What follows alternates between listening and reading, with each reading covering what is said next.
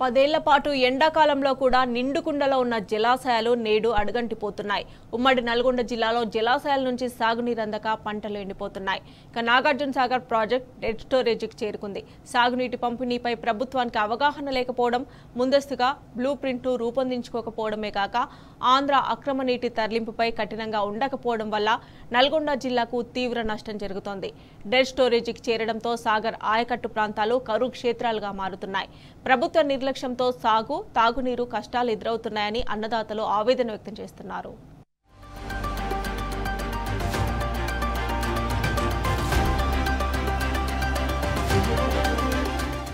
నాగార్జున సాగర్ నీరంతా ఆంధ్ర ప్రాంతంలోని కృష్ణా డెల్టాకి తరలి వెళ్తున్నది. ఇప్పటికీ కూడా రైట్ బ్యాంక్ కెనాల్ నుండి 9,000 క్యూసెక్కుల నీరు ఆంధ్రాకు తరలి వెళ్తున్నది. దీంతో సాగర్ రిజర్వాయర్ నీటి మట్టం వేగంగా పడిపోతున్నది. 590 అడుగుల పూర్తిస్థాయి నీటి మట్టానికి ప్రస్తుతం సాగర్ డ్యాం 519 అడుగులకు చేరుకున్నది.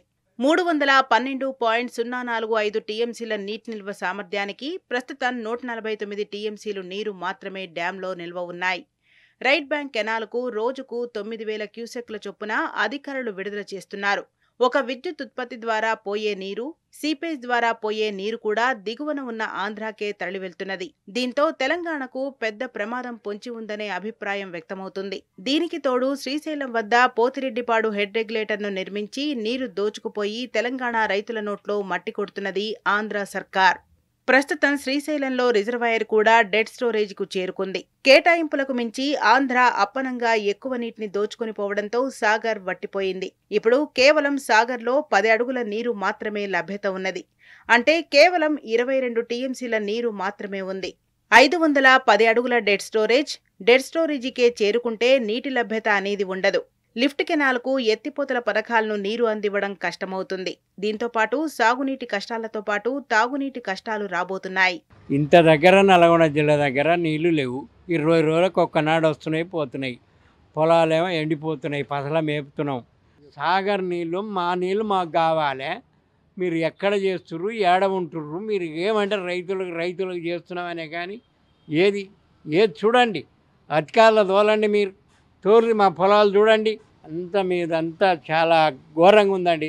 రైతులది ఒబ్బడు కూడా పట్టించుకునే వెళ్ళలేదు. కేసీఆర్ ఉన్నప్పుడు వచ్చావు నాయన బొచ్చండి నీళ్ళు ఉన్నంతసేపు వచ్చినాయి. ఇప్పుడు ఆమోబున పెట్టుకొని నీళ్ళు మనకు వస్తే వెళ్ళలేదు కదా.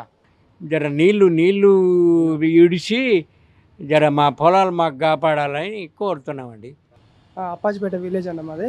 మా ఊరికి వాటర్ రావట్లేవు, తాగడానికి వాటర్ లేవు, ప్లస్ మళ్ళీ మా పొలాలు కూడా ఎండిపోతున్నాయి. సాగర్లో నీళ్ళు మొత్తం ఆంధ్రాకే పోతున్నాయి. మా తెలంగాణకు ఏం బాగుపడట్లేదు, నీళ్ళు అనేది రావట్లేవు. ఇప్పుడే అంటే మొత్తం పొలం బయట పడింది, కానీ ఇంకొక 20 రోజులు అయితే బయట పడుతుంది. అంటే కాలువలు కూడా బంద్ అయిపోయినాయి. ఈ ఒక 20 రోజుల మందం, ఒక నెల మందం నీళ్ళు ఇడిచిపెట్టవాలని కోరుతున్నాము.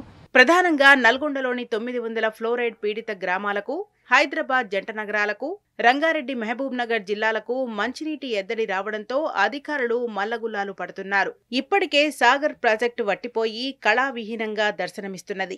ప్రాజెక్టు మొత్తం రాళ్లు, రప్పలు తేలి ఎండిపోయి కనిపిస్తున్నది. ఇంకా ఎడమ కాలువ కింద ఉమ్మడి నల్గొండ, ఖమ్మం జిల్లాల్లో 10 లక్షల ఎకరాల్లో పంటలు అన్నీ పొట్టదశలో ఉన్నాయి.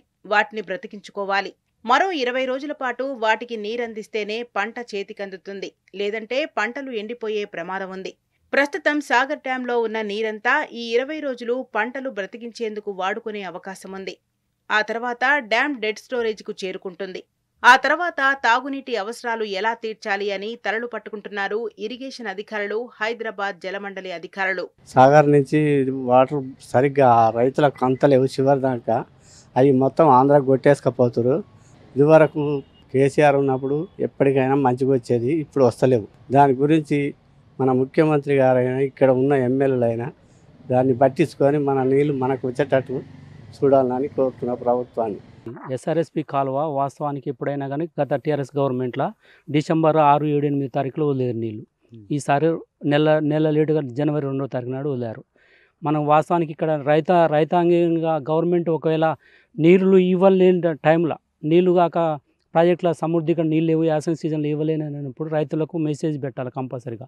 కేసీఆర్ వచ్చినాక 8 సంవత్సరాల నుంచి మాకు నీళ్ళ కొరత అనేది ఏర్పడలేదు. ఇక్కడ వద్దులో నీరు పొలాలు తాడి తప్పితే పొలాలు కొయ్యకుండా అయితేనే అని రైతులు మరపెట్టుకుంటే కాలువ బంద్ చేశారు. ఇప్పుడు 14 ఏళ్ళు 15 ఏళ్ళు అవుతుంది కాంగ్రెస్ ప్రభుత్వం వచ్చి.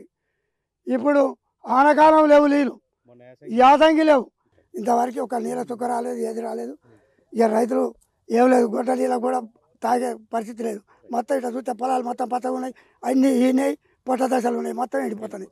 ఈసారి వేసవి తాపం ఎక్కువగా ఉండటం ఊర్లలో బోర్లు, బావులు, చెరువులు అడుగంటిపోయాయి. పశువులకు కూడా నీరు దొరకని పరిస్థితులు దర్శనమిస్తున్నాయి. ఇలాంటి పరిస్థితుల్లో సాగర్ను ఎండబెడితే ఎట్లా అని ప్రశ్నిస్తున్నారు జిల్లా రైతులు. ఇప్పటికైనా కేఆర్ఎంబీకి ముకుతాడు వేసి ఆంధ్ర నీటి దోపిడిని అడ్డుకుంటే తెలంగాణ తాగునీటి అవసరాలు తీర్చుకోవచ్చని అంటున్నారు. సాగర్లో 510 అడుగుల కంటే తక్కువ నీరుంటే ఎత్తిపోతల పథకాల మోటార్లు నడవవని, దీంతో ఫ్లోరైడ్ గ్రామాలకు, హైదరాబాద్ జంట నగరాలకు నీటి ఎద్దడి తప్పదని హెచ్చరిస్తున్నారు.